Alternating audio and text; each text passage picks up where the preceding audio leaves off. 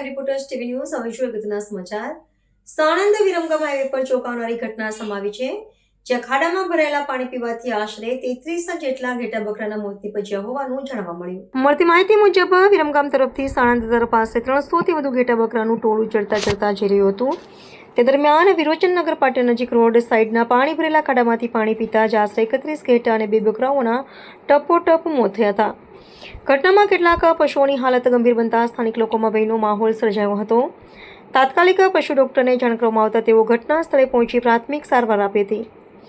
માલધારીઓએ આક્ષેપ કર્યો છે કે ખાડામાં ભરાયેલું પાણી કેમિકલયુક્ત હોઈ શકે, જેના કારણે પશુઓના મોત થયા છે. ઘટનાની જાણ થતાં પોલીસ ઘટના સ્થળે પહોંચી તપાસ હાથ ધરી છે. હાલ મોતનું ચોક્કસ કારણ જાણવા માટે વધુ તપાસ ચાલી રહી છે. આ ઘટનાએ રોડ સુરક્ષા અને બેદરકારી અંગે અનેક સવાલો ઊભા કર્યા છે.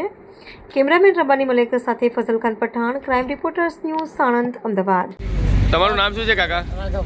તમારું શું ઘટના બની છે અત્યારે? ઘટના ત્યાં રોડી માલ આવતો વાળીને કેમિકલનું પાણી પી કે ઘેટા પ્રબળી મરી. ટોટલ કેટલા ઘેટા હતા? 33 ઘેટા હતા. અને બકરા ઘેટા બધા 33, 2 બકરી ને 31 છે. તમારી સરકાર જોડે શું માંગ છે? સરકાર જોડે માંગ કે આ તો માલ મરી ગયો, કમસે કમ 4 લાખનો માલ છે, એમાં કિંમત અમે ગરીબ લોકો.